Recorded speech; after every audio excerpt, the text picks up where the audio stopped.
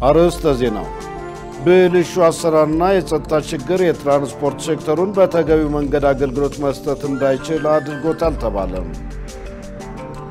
የሐሳብ ልዩነቶችን በንግግርና በምክክር የመፍታት ባህል ለማዳበር የሃይማኖት አባቶችና ምሁራን የተጣለባቸውን ከባድ ኃላፊነት ሊወጡ ይገባል ተባለ። ከውጭ በኬንያ የፖሊስን ጭካኔ ድርጊትና የመንግስትን ሙስና ለማጋለጥ በመላ ሀገሪቱ በተንቀሳቀሰ ተቃውሞ በትንሹ 8 ሰዎች ተገደሉ።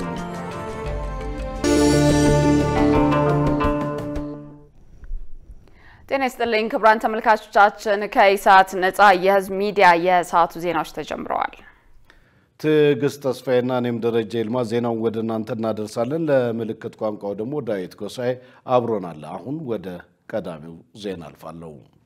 ብልሹ አሰራርና የጸጥታ ችግር የትራንስፖርት ሴክተሩን በተገቢው መንገድ አገልግሎት መስጠት እንዳይችል አድርጎታል ተባለ። ይህ የተባለው የትራንስፖርትና ሎጂስቲክ ሚኒስቴር የ11 ወራት የዕቅድ አፈጻጸም ሪፖርት ለህዝብ ተወካዮች ምክር ቤት ባቀረበበት ወቅት ነው። ትዕግስት ተስፋዬ ያዘጋጀችውን ሙሉቀን ሰለሞን እንደሚከተለው ያቀርበዋል። ደረጃቸውን የጠበቁ መናሪያዎችን በመገንባት ዜጎችን የሚመጥን የትራንስፖርት አገልግሎት መስጠት እንደሚገባ ተገለጸ። የተገለጸው የትራንስፖርትና ሎጂስቲክ ሚኒስቴር የ2017 በጀት ዓመት የ11 ወራት የዕቅድ አፈጻጸም ሪፖርት ለህዝብ ተወካዮች ምክር ቤት ባቀረበበት ወቅት ነው። የህዝብ ትራንስፖርት አገልግሎት አሰጣጥ በአገሪቱ ሙሉ ለሙሉ መተግበር መቻሉን ሪፖርቱ ቢገልጽም የአገልግሎቱ ተጠቃሚዎች ደህንነቱ ባልተጠበቀ ሁኔታ እየተጓዙ መሆኑ ቋሚ ኮሚቴው ባደረገው ምልከታ ማረጋገጡን ከምክር ቤቱ አባላት ተነስተዋል። የፐብሊክ ሰርቪስ ትራንስፖርት በአዲስ አበባና በዙሪያው ለሚኖሩ የመንግስት ሰራተኞች የትራንስፖርት አገልግሎት በመስጠት በእቅዱ መሰረት ሙሉ በሙሉ እንደተፈጸመ ሪፖርታችሁ ይገልጻል። ነገር ግን መንግስት ሰራተኞች በከፍተኛ መጨናነቅ ደህንነቱ ባልተጠበቀ ሁኔታ እየተጓዙ እንደሆነ ቋሚ ኮሚቴው በተደጋጋሚ አረጋግጧል። በመሆኑም ከቁጥሩ ባሻገር ደህንነቱ የተጠበቀ የትራንስፖርት አገልግሎት ለመስጠት የተሽከርካሪ ቁጥር ከመጨመርና የስምሪት ሽፋንን ከማሳደግ አንጻር ምን እየተሰራ ነው? ማብራሪያ ይሰጥ። በሌላ በኩል የጸጥታ ችግር ባሉባቸው አካባቢዎች የትራንስፖርት አገልግሎት እንደ ልብ ማግኘት አዳጋች መሆኑ የተነሳ ሲሆን ሃይማኖታዊ በዓላት በሚከበርበት ወቅት የአየር ትራንስፖርት አገልግሎት ፈተና መሆኑም ተገልጿል። እንደ ሀገር በሚከበሩ የሃይማኖት በዓላት በተለይ ጥምቀትና ፋሲካን ወደ አማራ ክልል ሄዶ ማክበር ከአዲስ አበባ ወደ አማራ ክልል ከአማራ ክልል ወደ አዲስ አበባ የአየር ትራንስፖርት ፈተና ነው። ከሁለት ሳምንት በፊት ካልተቆረጠ አናገኝ ዘመዶቻችንን ለመላክ ለማስመጣትም ጭምር ማለት ነው። ይሄ የማህበረሰቡ ጥያቄ ነው። ለምንድን ነው በዛ ወቅት በቂ ትራንስፖርት ማይመደበው በቂ የአየር ትራንስፖርት ማይመደበው የሚል ጥያቄ አለ። አመሰግናለሁ። የትራንስፖርትና ሎጂስቲክ ሚኒስትሩ ዶክተር አለሙ ስሜ በሰጡት ምላሽ ከትራንስፖርት አገልግሎት አሰጣጥ ጋር ያሉ ክፍተቶች ትኩረት የሚሹ መሆናቸውን ገልጸው በአገልግሎት አሰጣጡ ላይ የሚስተዋሉ ብልሹ አሰራርን በመከላከል በኩል ማህበረሰቡ የድርሻውን እንዲወጣ ጠይቀዋል። ከትራንስፖርት ጋር ተያይዞ ያሉትን ችግሮች የምክር ቤቱ በስፋት አንስቷል። በጣም ተገቢ ነው። ከታሪፍ ጋር ተያይዞ ትርፍ ከመጫን ጋር ተያይዞ ሌሎች መንገላታቶች ጋር ተያይዞ የተነሳው ትኩረት የሚሻ ጉዳይ ነው። ከዚህ አንፃር እኛ እንደ መንግስት በርካታ እርምጃዎችን ወስደናል። ችግሩ በጣም አሳሳቢ ነው። ችግሩ ዜጎችን ላላስፈላጊ ወጪ እና ምቾት ማጣትንም እያስከተለ ስለሆነ በዚህ ችግር ላይ መፍትሄ ማፈላለግ ስራ ህግን እስከ ማስተካከል ድረስ በዚህ ባሳለፍነው ዓመት የሚኒስትሮች ምክር ቤት የትራፊክ ደንብን የተላለፉ አሽከርካሪዎች አዲስ ቅጣት ወስኗል። የቅጣት ማሻሻያ አድርጓል። ያን እርምጃ ነው፣ ግን በቂ አይደለም። ይሄ ብቻ አይደለም። ከመንገድ ደህንነት ጋር ተያይዞ 2000 ወጣት 2000 ሴቶች አወያይተናል፣ ንቅናቄ ፈጥረናል ያልነው ይሄንንም የሚጨምር ነው። ከእያንዳንዱ ወረዳ አንድ ወጣት አንድ ሴት እንድትመጣ ተደርጎ በበጀት ዓመቱ መጀመሪያ ላይ ይሄ ንቅናቄ እንዲፈጠር ተደርጓል። ለምንድን ነው ይሄን የምናደርገው? ህግ በማሻሻል ብቻ አንደኛ ህግ አስከባሪው ራሱ ችግር አለበት። አንዳንዱ እንደምታውቁት ትርፍ ከሚጭን የሚጋራ ህግ አስከባሪ አለ። ትራንስፖርት ሴክተር ሊሆን ይችላል፣ የጸጥታ አካል ሊሆን ይችላል፣ ትራፊክ ሊሆን ይችላል። የጥቅም ተጋሪ በመሆን ለዚህ ተባባሪ የሚሆኑ አንዳንድ የመንግስት አስፈጻሚዎች አሉ። ይሄንን የሚያጋልጥ ማህበረሰብ ለመብቱ የሚታገል ማህበረሰብ መኖር አለበት። አክለውም የትራንስፖርት አገልግሎት የተቋረጠባቸው ጥቂት አካባቢዎች የሰላም ሁኔታ እየተሻሻለ በመምጣቱ ከሚመለከታቸው ባለድርሻ አካላት ጋር በቅንጅት እየተሰራ መሆኑን ተናግረዋል። የትራንስፖርት የተቋረጠባቸው ጥቂት አካባቢዎች በአብዛኛው የሀገሪቷ ሰላም እየተሻሻለ ብዙ ቦታዎች አስተማማኝ ሰላም እየሰፈነ ስለሆነ ያን ከስር እያዩ የትራንስፖርቱን የማስጀመር ስራ እየተሰራ ነው ያለው ከጸጥታ አካል ጋር ከሌሎች ከክልልና ከተማ መስተዳድሮች ጋር በቅርበት በቅንጅት እየሰራን ስለሆነ ይሄንን ለዛው የምናስገድ መሆኑን እና ለማሳወቅ ነው የምወደው። በትራንስፖርትና ሎጂስቲክስ ዘርፍ ከሚሰጡ አገልግሎቶች የሚገኝ ገቢ ለማሳደግ በተያዘው ግብ መሰረት ከኢትዮ ጅቡቲ ባቡር ትራንስፖርት አገልግሎት፣ ከሶስተኛ ወገን መድን ሽፋን፣ ከሲቪል አቪዬሽን አገልግሎት፣ ከመንገድ ትራንስፖርት አገልግሎትና ከማሪታይም አገልግሎት በድምሩ 13.7 ቢሊዮን ብር ገቢ መሰብሰብ መቻሉ ተመልክቷል። የሀሳብ ልዩነቶችን በንግግርና በምክክር የመፍታት ባህል ለማዳበር የሃይማኖት አባቶችና ምሁራን የተጣለባቸውን ከባድ ኃላፊነት ሊወጡ ይገባል ተባለ። በተያዘም በምክክሩ ያልተሳተፉ ታጣቂ ኃይሎችና የቀሩ የፖለቲካ ፓርቲዎችን ወደ ምክክሩ ለማምጣት የሃይማኖት አባቶችና ምሁራን ተሳትፎ ይበልጥ ሊጠናከር ይገባል ሲል የኢትዮጵያ ሀገራዊ ምክክር ኮሚሽን ገልጿል። ገነት ዘዘው ተጨማሪ አላት። በሀገራዊ ምክክር ኮሚሽን አዘጋጅነት ለስኬታማ ሀገራዊ ምክክር የሃይማኖት ምሁራን ሚና በሚል መሪ ሐሳብ የውይይት መድረክ በዛሬው ዕለት ተካሂዷል። በመድረኩ ላይ የኮሚሽኑ ኮሚሽነር አምባሳደር መሐመድ ድሪር እንደገለጹት የኢትዮጵያ የሃይማኖት ተቋማት ሰብአዊነትን፣ መከባበርን፣ ፍቅርንና መተሳሰብን በማስተማር የሀገር አንድነትን በጽኑ አቆመዋል። የሃይማኖት ተቋማት ጊዜና ትኩረታቸውን በመስጠት ለሀገራዊ ምክክር ኮሚሽን ሊመከርባቸው ይገባል ያሉትን አጀንዳ በመስጠት ታሪክ የማይሽረው ገድል መፈጸማቸውንም ተናግረዋል። የግጭት አዙሪትን በማስቀረትና የሐሳብ ልዩነቶችን በንግግርና በምክክር የመፍታት ባህልን ለማዳበር የሃይማኖት ተቋማት ሚና ከፍተኛ መሆኑን ገልጸው ተቋማቱ ተልዕኳቸውን በአግባቡ በመወጣት ለጠንካራ ሀገር ግንባታ በይበልጥ መስራት እንደሚጠበቅባቸው አስገንዝበዋል። እጅግ መሰረታዊና ሀገራዊ በሆኑ ጉዳዮች ላይ ባሉን የሐሳብ ልዩነቶቻችን አለመግባባቶቻችን ዙሪያ ተመካክረን አገራዊ መግባባት ላይ ለመድረስ የሃይማኖት ተቋማትና ምሁራኖቻቸው ከፍተኛ ሚናና ኃላፊነት አለባቸው ብለንም እናምናለን። በትግራይ ክልል በመናካሄደው የተሳታፊዎች ልየታና የአጀንዳዎች ማሰባሰብ ሂደትም ይሄው ተሳትፏችሁ ተጠናክሮ እንደሚቀጥል ተስፋ እናደርጋለን። ይህ በእንዲህ እንዳለ የሃይማኖት ምሁራን በበኩላቸው ኮሚሽኑ በቀጣይ መስራት ይኖርበታል ያሏቸውን ሐሳቦችንና አቅጣጫዎችን እንዲህ ሲሉ አንስተዋል።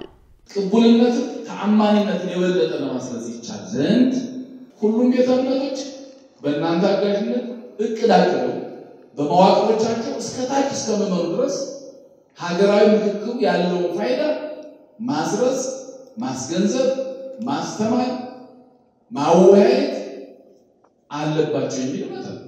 ሁሉንም ባማከለ ሁሉንም ባሳተፈ መልኩ ቶሎ ኢትዮጵያ የምትፈወስበት፣ ደም የማይፈስበት፣ ህፃናት የማያለቅሱበት፣ ሰዎች የማይፈናቀሉባት እንድትሆን እንደው እግዚአብሔር እንዲያግዛችሁ ጸሎቴ ነው።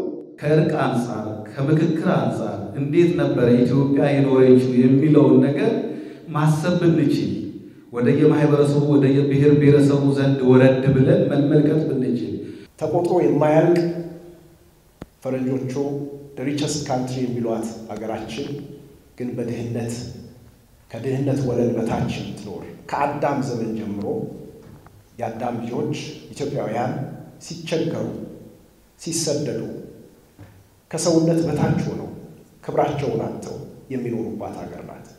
ለዚህ ትልቁን ሚና መጫወት ያለባቸው የሃይማኖት ተቋማት ናቸው። ምክር ካለ ድል አለ፣ ክብር አለ፣ እድገት አለ፣ ለውጥ አለ፣ ደስታ አለ። ምክር ከሌለ ግን ይሄ ነገር ሊሆን አይችልም።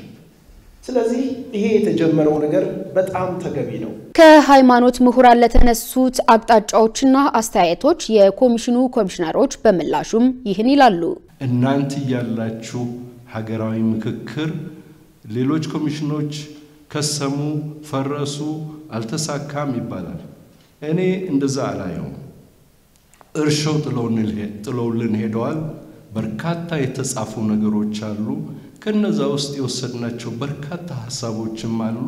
በጣም ልንታገዝ የምንችለው ምክንያቱም እሴታችሁ የኢትዮጵያን ሰላም እንደሚፈልግ ስለሚታወቅ እዛ ላይ ብዙ መነጋገር አያስፈልግም። ግን በምን መልክ ድጋፋችሁ ይጠቅመናል የሚለው ነውና 3 ፌዝ አለው። ከምክክሩ ጉባኤ በፊት፣ በምክክሩ ጉባኤ ወቅት፣ ምክክሩ ጉባኤ ጨርሶ ደግሞ ውሳኔዎች ከተላለፉ በኋላ የሚኖር 3 ወቅት ነውና በጣም ቁልፉ ጊዜ የሚመስለኝ አሁን ከምክክሩ በፊት ሊሰሩ የሚገባቸው ጉዳዮችና በእምነት በቤተ እምነት አማካኝነት ህዝቦችን ማግኘትና ህዝቦችን ይህንን ፕሮሰስ ማሳወቅ መቻል።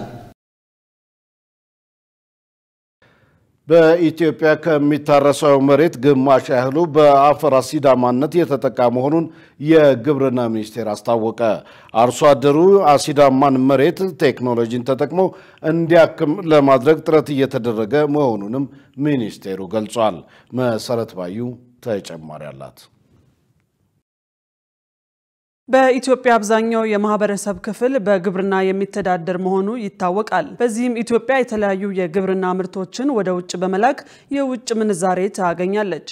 ይህን የሀገር ኢኮኖሚ ምሰሶ የሆነውን ግብርናን ለማስፋት ብሎም ምርትና ምርታማነትን ለማሳደግ የአፈር ደህንነትን መጠበቅ እንደሚያስፈልግ የዘርፉ ባለሙያዎች ይገልጻሉ። የአፈር አሲዳማነት በምርታማነት ላይ የሚያሳድረው ተጽዕኖ የጎላ በመሆኑ ችግሩን ለመቅረፍ ምን እየተሰራ ነው ሲል ኢሳት የግብርና ሚኒስቴርን ጠይቋል። የግብርና ሚኒስቴር የህዝብ ግንኙነትና ኮሙኒኬሽን ስራ አስፈጻሚ ከበደ ላቀው በሰጡት ምላሽ በአፈር አሲዳማነት የተጠቁ የእርሻ መሬቶችን በመለየት የማከም ስራ እየተሰራ ነው ብለዋል። አርሶ አደሩ መሬትን ቴክኖሎጂን ተጠቅሞ እንዲያክም ለማድረግ ጥረት እየተደረገ መሆኑን ገልጸው ከዚህ በተጨማሪም በኖራ አማካኝነት የማከም ስራ እየተሰራ እንደሚገኝ ጠቁመዋል። ይህን አሲዳማ አፈርን ለማከም የተለያዩ ቴክኖሎጂዎችን አርሶ አደሩ ተግባራዊ እንዲያደርግ የተለያዩ ጥረቶች እያደረግን ነው። ስለዚህ እንደሚታወቀው በዚህ በ2017-18 ምርት ዘመን በተለይ በባህሩ ወደ 21 ሚሊዮን ሄክታር መሬት ነው ለማልማት እቅድ ይዘን እየተንቀሳቀስን ያለነው።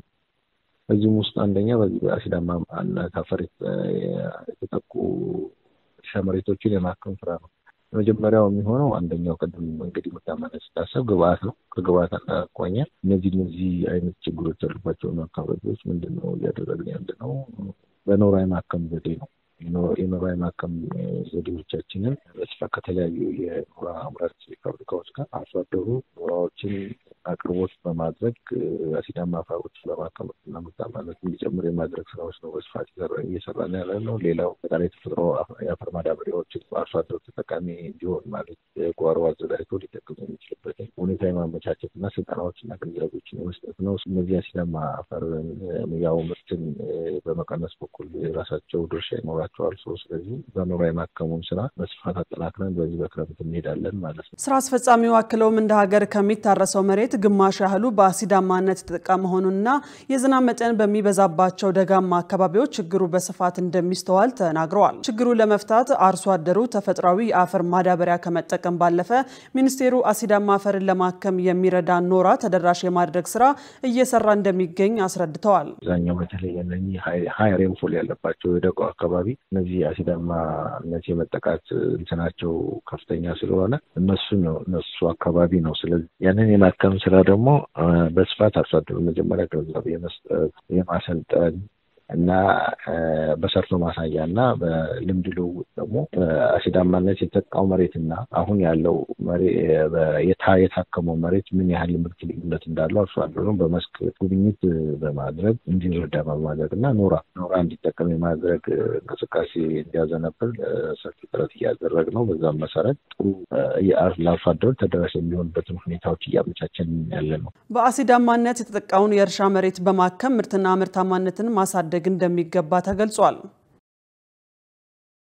የአዲስ አበባ ከተማ ደንብ ማስከበር ባለስልጣን በደንብ ተላላፊዎች ይታይ የነበረው የደንብ ጥሰት ካለፈው ዓመት ተመሳሳይ ወቅት ጋር ሲነጻጸር 69.8 በመቶ መቀነሱን ገለጸ።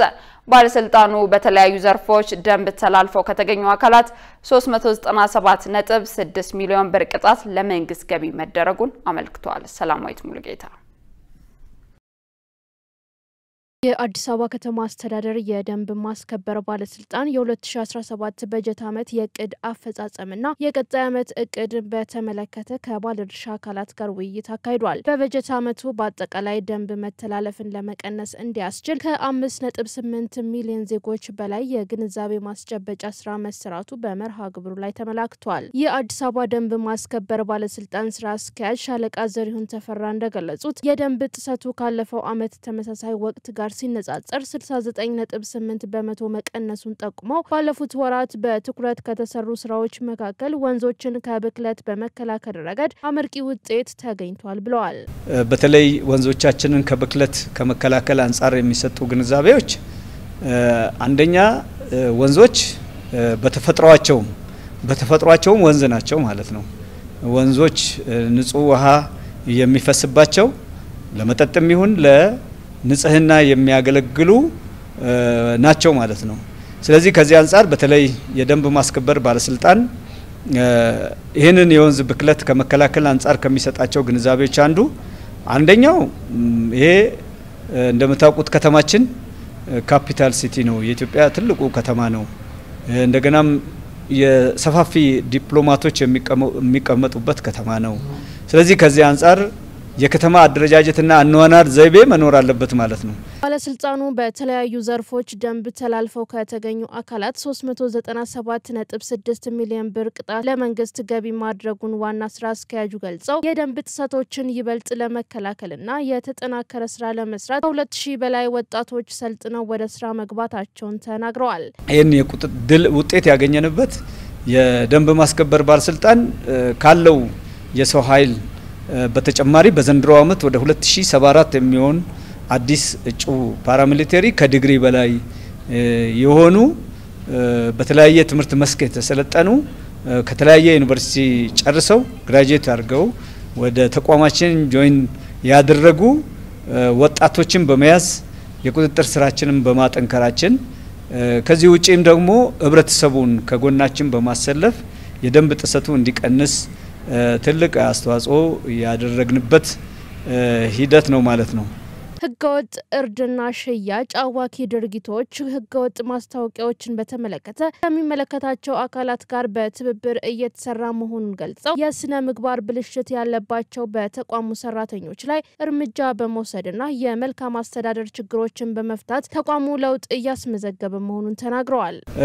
የሌብነትና ብልሹ አሰራሮችን ለመቀነስ በተቻለ መጠን አንደኛ የአቅም ግንባታ ስልጠናዎችን ማድረግ ነው። ሁለተኛ የቁጥጥር ስራችንን ማጠናከር ነው።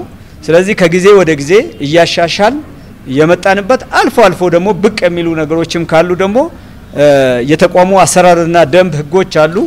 በዛ መሰረትም እርምጃ እየወሰን የሄንበት ሁኔታ ነው ያለው። በዚህም ጥሩ ውጤት አግኝተናል ማለት ነው። ድሮ ደንብ የሚጠራበትና ድሮ ደንብ የሚታወቅበትና አሁን ያለው ቁመና በጣም የተሻለ በስነ ምግባር የታነጸ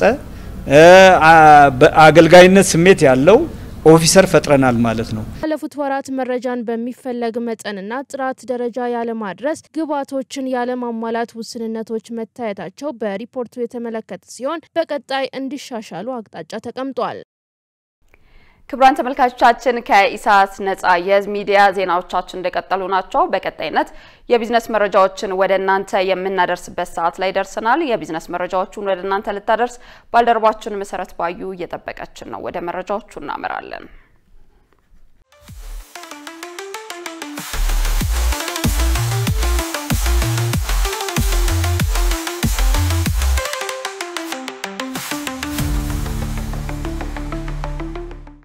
ውድ ተመልካቾቻችን ከኢሳት ነጻ የህዝብ ሚዲያ የዕለቱን የቢዝነስ ዜናዎች ይዤላችሁ ቀርቤያለሁ። ከዜናዎቹ ጋር መሰረት ባዩ ነኝ። አብራችሁን ቆዩ።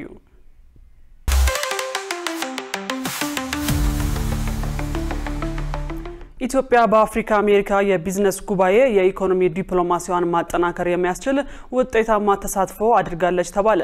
በአንጎላ አዘጋጅነት በተካሄደው የአፍሪካ አሜሪካ የቢዝነስ ጉባኤ ኢትዮጵያ የኢኮኖሚ ዲፕሎማሲዋን የሚያጠናክር ውጤታማ ተሳትፎ ማድረጓን የውጭ ጉዳይ ሚኒስቴር ገልጿል።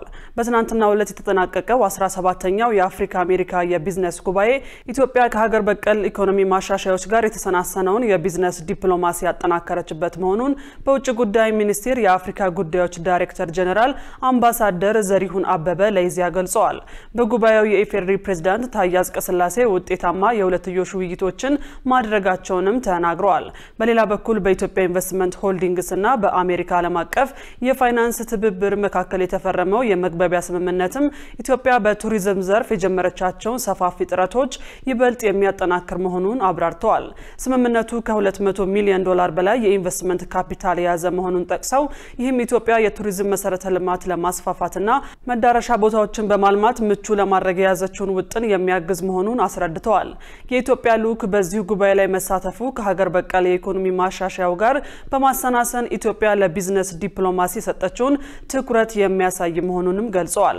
ጉባኤው በዋናነት ለኢትዮጵያ ምርቶች ገበያ በማፈላለግ ለዜጎች የስራ ዕድል በማስፋትና የኢንቨስትመንት መዳረሻዎችን በማፈላለግና የውጭ ቀጥታ ኢንቨስትመንት ለመሳብ ምቹ ሁኔታ መፈጠሩም ተገልጿል። የኢትዮጵያ የባንክ አገልግሎት ለውጭ ባንኮችና ኢንቨስተሮች በይፋ መከፈቱን ብሔራዊ ባንክ አስታወቀ። ላለፉት 3 አስርት ዓመታት በኢትዮጵያውያን ባለሀብቶች ብቻ ሲካሄድ የቆየው የባንክ ስራ አገልግሎት ከትናንት ሰኔ 18 ቀን 2017 ዓ.ም ጀምሮ ለውጭ ባንኮችና ኢንቨስተሮች በይፋ መከፈቱን የኢትዮጵያ ብሔራዊ ባንክ አመልክቷል። በዘርፉ መሰማራት የሚፈልጉ የውጭ ባንኮችና ኢንቨስተሮች ማመልከቻቸውን ለብሔራዊ ባንክ ማስገባት እንደሚችሉ መስሪያ ቤቱ አስታውቋል። ባንኩ ይህንን ያስታወቀው የውጭ ባለሀብቶች የባንክ ስራ ፍቃድ ለማግኘትና ለማሳደስ የሚያስችላቸውን መመሪያ ይፋ ባደረገበት መግለጫ ነው። አዲሱ መመሪያ የውጭ ኩባንያዎች በኢትዮጵያ የውክልናና ጽህፈት ቤት ለመክፈት ማሟላት የሚያስፈልጋቸውን ቅድመ ሁኔታዎችንም በዝርዝር ይዟል። አዋጁ የውጭ ባንኮች በኢትዮጵያ ሕግ መሰረት የሚቋቋም ተቀጥላ እንዲመሰርቱ አሊያም ቅርንጫፍ ከፍተው እንዲሰሩ ፈቅዶላቸዋል።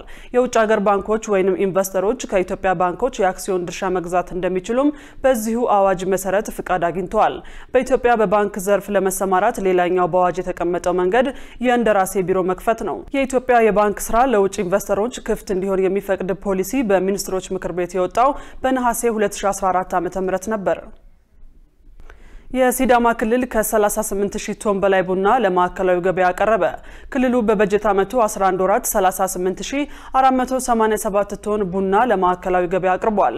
የክልሉ የቡና ፍራፍሬና ቅመማ ቅመም ባለስልጣን ዋና ዳይሬክተር አቶ መስፍን ቃሬ ለፋና ዲጂታል እንዳሉት የቡና ምርትን ለማሳደግና ጥራትን ለማሻሻል የተከናወኑ ስራዎች ተጨባጭ ውጤት አስገኝተዋል። በ2017 በጀት ዓመት 40128 ቶን ቡና ለማዕከላዊ ገበያ ለማቅረብ ታቅዶ ሲሰራ መቆየቱን ጠቅሰው በ11 ወራት ውስጥ 38487 ቶን ቡና መቅረቡን ተናግረዋል። ይህም በበጀት ዓመቱ ከተያዘው እቅድ አንጻር አፈጻጸሙ 96% መሆኑንና በቀሪ ጊዜያት እቅዱን ለማሳካት እንደሚሰራ ነው ያስረዱት። በክልሉ የቡና ምርታማነትን ከማሳደግ ባሻገር ጥራት ያላቸውን ችግኞች ከማዘጋጀት ጀምሮ የምርት ጥራትን የሚያሳድጉ በርካታ ስራዎች ተከናውነዋል ብለዋል።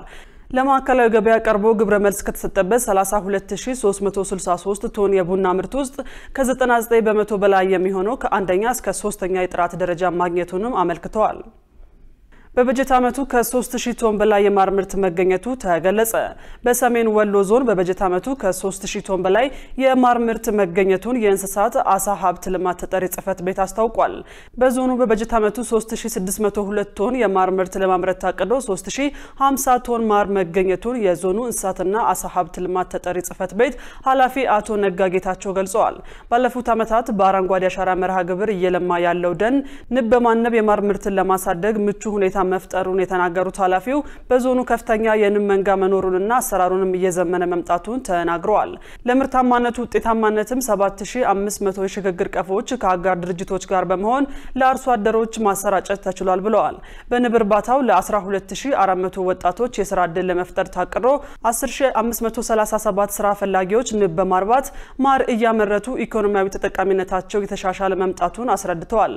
በቀጣዩ በጀት ዓመትም ከዘርፉ የሚገኘውን ኢኮኖሚያዊ ተጠቃሚነት የሚያሳድጉ የቀሰም እጽዋት ዘመናዊና የሽግግር ቀፎች ለአርሶ አደሮች ተደራሽ ለማድረግ በትኩረት ለመስራት አቅደናል ሲሉ ኃላፊው ለአሚኮ ገልጸዋል። አፍሪካ በኢኮኖሚ መስክ ጠንካራና ሉዓላዊነቷን ያስከበረች እንድትሆን የያዘችውን ጥረት ማጠናከር ይገባል ተባለ። አፍሪካ በኢኮኖሚ መስክ ጠንካራና ሉዓላዊነቷን ያስከበረች እንድትሆን የያዘችውን ጥረት ማጠናከር ይገባናል ሲሉ በአህጉሪቱ በኢኮኖሚ ዘርፍ የሚንቀሳቀሱ ባለድርሻ አካላት ገለጹ። የዘርፉ ተዋንያን በናይጄሪያ አቡጃ ከተማ በተጀመረው የአፍሪካ ኤክስፖርት ኢምፖርት ወይንም ኤፍሪጊዝም ባንክ 32ኛውን ዓመታዊ ጉባኤ ላይ አፍሪካውያን በራሳቸው ጥረትና እንቅስቃሴ የኢኮኖሚ ነፃነታችንን ለመጎናጸፍ መስራት ይጠበቅብናል ብለዋል። ዓለም እየገጠሟት ያሉ የማይተነበዩ የኢኮኖሚ አቅጣጫዎችን ለመቋቋም በግልና በጋራ ተቀናጅቶ መንቀሳቀስ እንደሚያስፈልግ ያመላከቱት የኢኮኖሚ ዘርፍ ባለሙያዎች ይህንን የሚመጥን ጥረት ማድረግም ይገባናል ነው ያሉት። በዚህ ረገድም ባንኩ ያሳየው በጎ ጅምር አፍሪካ ሞዴል የሚያደርጋት እንደሆነ የባንኩ መረጃ አመላክቷል። ባንኩ ባለፉት ዓመታት ያደረገው ጥረትና ያስመዘገበው ውጤት አፍሪካ በኢኮኖሚ መስክ ራሷን ችላ ልትቆም እንደምትችል አሳይቷል መባሉን የዘገበው ኤፍኤምሲ ነው። ውድ ተመልካቾቻችን አሁን ደግሞ በእለቱ በተመረጡ ባንኮች ያለውን የውጭ ምንዛሬ ዋጋና የብሔራዊ ባንክ የወርቅ ግብይት መረጃ ተከታትለን እንመለስ።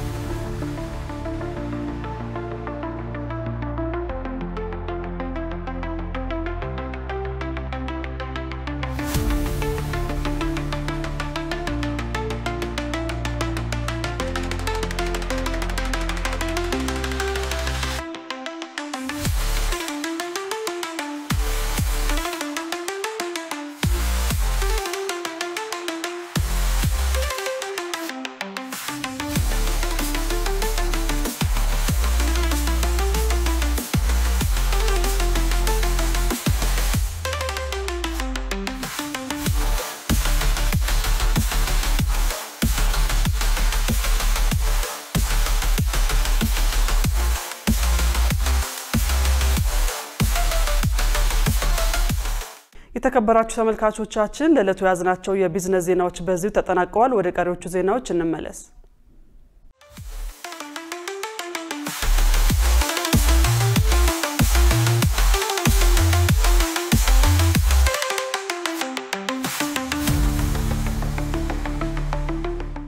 ውድ ተመልካቾች ከኢሳት ነጻ ሚዲያ የሰዓቱ ዜና ወደ እናንተ መድረሱን ቀጥሏል። አሁን ደግሞ ወደ ውጭ ዘገባዎች እናልፋለን። በኬንያ የፖሊስን የጭካኔ ድርጊትና የመንግስትን ሙስና ለማጋለጥ በመላ ሀገሪቱ በተቀሰቀሰ ተቃውሞ በትንሹ 8 ሰዎች ተገደሉ። በመቶዎች የሚቆጠሩ ሰዎች መቁሰላቸውም ታውቋል። ዮሐንስ ተስፋ ያዘጋጀውን ሙሉ ቀን ሰለሞን እንደሚከተለው ያቀርበዋል። ሰልፈኞች በጸረ ግብር ሰልፎች ላይ ከፍተኛ ግጭት የተፈጠረበትን አንደኛ ዓመት በማክበር ላይ ነበሩ። ባለፈው ዓመት ልክ በዚህ ወቅት ቢያንስ 60 ሰዎች ተገድለው እንደነበረ የሚታወስ ሲሆን ብዙዎች በጸጥታ ኃይሎች በአገሪቱ የፓርላማ ህንጻ አካባቢ በጥይት ተመተው ህይወታቸው እንዳለፈም ታውቆ ነበር። ከአንድ ዓመት በኋላም ተመሳሳይ ተቃውሞ ተቀስቅሶ ወደ ሞት ተቀየረ።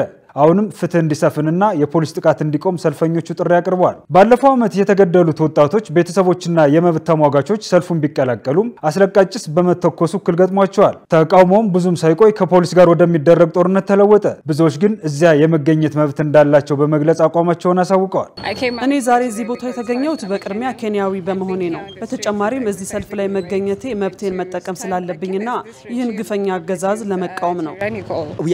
ያንን የፖሊስ ግድያ አይተናል፣ ተነጋግረናል፣ ተቃውመናል፣ መፍትሄ ፈልገን አዋተናል። ግን አሁንም እንደቀጠለ ነው። በፖሊስ መገደላችንን ለመቃወም ስንወጣ ሌላ ሰው በፖሊስ ይገደላል። ለአንድ ዓመት ያህል የኬንያ ወጣቶች በሙስና በኑሮ ውድነትና በፖሊስ ድርጊት ምክንያት በመንግስት ቅር ተሰኝተዋል። በቅርቡ በፖሊስ ቁጥጥር ስር ያለ አንድ ጦማሪ ወይም ብሎገር ሞት ደግሞ ብዙዎችን አስቆጥተዋል። ተቃውሞው ከተቀሰቀሰ ከሰዓታት በኋላ የመጀመሪያው የሟቾች ሪፖርት የወጣ ሲሆን ብዙ ሰዎችም ቆስለዋል። ወደዚህ የጤና ተቋም አካባቢ በተተኮሰው አስረቃጭ ጭስና የውሃ መድፍ መመታታቸውን የሕክምና ባለሙያዎች ይናገራሉ። ይህ በጣም አሳዛኝ ሁኔታ ነው። ምክንያቱም ይህ ቦታ ሰዎች ለመጠለል የሚመጡበት ቦታ ነው። ይህንን ቦታ ብቻ እንዲተውት እና መንግስት ህዝቡን ለመስማት እንዲሞክር ጠይቃለሁ። እዚህ ያሉ የሕክምና ባለሙያዎች በቀን እስከ 400 የሚደርሱ ሰዎችን በማከም ከ60 ያላነሱትን በአቅራቢያቸው ወደሚገኙ ሆስፒታሎች ማዛወራቸውን ተናግረዋል። የተተኮሰባቸው ቁስለኞችን አይተናል። 4ቱ ናቸው እዚህ መድረስ የቻሉት። ሌሎች ከመንገድ ላይ የተነሱ እንዳሉም ሰምተናል። በጣም በሚያስጨንቁ ሁኔታዎች ውስጥ ወደ ስራ የሚሄዱ ሰዎች ከጧት ጀምሮ በእግራቸው በመጓዝ ላይ ናቸው። መንገዱ ቀስ በቀስ እየጸዳ ሲሄድ ቁጣውም እየረገበ የመጣ ሲሆን ሀገሪቱ በቀጣይ ለሚመጣው ነገር ምላሽ ለመስጠት እስትንፋሷን አምቃ እየጠበቀችም ትገኛለች። መረጃውን ስናጠናቅር አልጀዚራ፣ ቢቢሲ አፍሪካና ዶቼ ቬለን በዋቢነት ተጠቅመናል። የአሜሪካ ባለስልጣናት ሀገራቸው በኢራን ላይ ፈጸመችው ጥቃት ውጤታማ መሆኑን ለማስረዳት ጥረት እያደረጉ ነው ተባለ። በሌላ በኩል ሾልኮ በወጣ መረጃ ጥቃቱ የኢራንን የኒውክሌር ፕሮግራም በጥቂት ወራት ብቻ እንደሚያዘገየው ነው የተገለጸው። ሸሪፍ ኢማም ተጨማሪ ያለው። የዶናልድ ትራምፕ አስተዳደር በሳምንቱ መጨረሻ ላይ አሜሪካ በኢራን ላይ ያደረሰችውን ጥቃት በተመለከተ አዳዲስ የደህንነት መረጃዎች በመፈለግ ውጤታማ እንደነበረ ለማስረዳት እየጣረ ነው። ሾልኮ የወጣ የደህንነት መረጃ በኢራን ላይ የደረሰው ጥቃት የኢራንን የኒውክሌር ፕሮግራም በጥቂት ወራት ብቻ ወደ ኋላ ይጎትተዋል የሚለውን በማጣጣል ዋሽንግተን ፖስት እና አሶሺየትድ ፕሬስ እንደዘገቡ ጩኸቱና ጥያቄው እያየለ በመምጣቱ ዋይት ሃውስ በቀጣዩ ጊዜ ምስጢራዊ የሆኑ ዶክመንቶችን ለኮንግረስ ከማጋራት እንደሚቆጠብ አስታውቋል። ይህ ከባድ የሆነ ጥቃት ነው ወደ ዜሮ እንዲወርዱ ያደረገ ብለው ነበር ትራምፕ ረቡዕ ዕለት። ቀደም ሲል የሰጡትን አስተያየት ችላ በማለት የደህንነቱ ጉዳይ እንዲህም ነው እንዲያም ነው ሳይሉ የትራምፕ ከፍተኛ ባለስልጣናት በመከላከያ ደህንነት ኤጀንሲ በኩል ሾልኮ የወጣውን የደህንነት ግምገማ በአደባባይ አጣጥለዋል። የኢራን የኒውክሌር ጣቢያዎች በወራት ውስጥ ስራ መጀመር ይቻላቸዋል የሚለውን የብሔራዊ ደህንነት ዳይሬክተሯ ቱልሲ ጋባርድ በኤክስ ገጻቸው እንዳጋሩት በአዲስ የስለላ ደህንነት ማረጋገጥ ተችሏል። ትራምፕ ያሉት ትክክል እንደሆነ ብለዋል።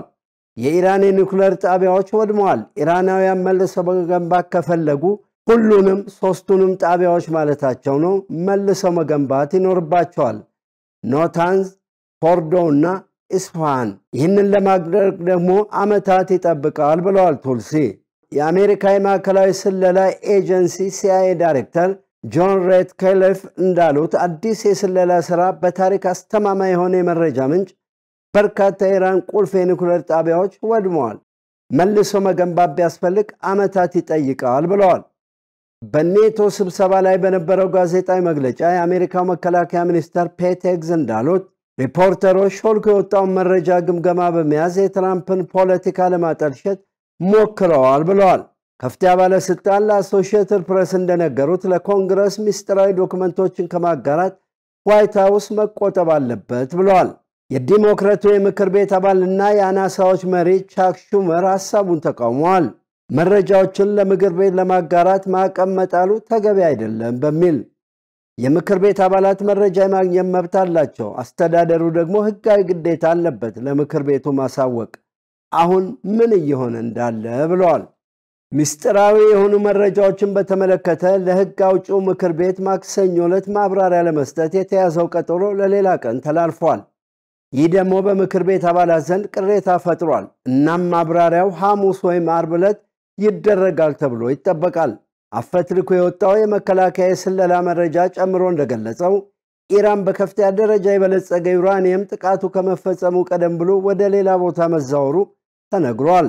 ይኸው መረጃ በተባበሩት መንግስታት የኒውክሌር ተጠባባቂና የዓለም አቀፉ አቶሚክ ኢነርጂ ኤጀንሲ በኩል እውነት መሆኑ እየተነገረ ነው። ኤጀንሲው እንዳለው ልክ ግጭቱ ሲጀመር የኒውክሌር ቁሱ ከእይታ ተሰወረ ብሏል።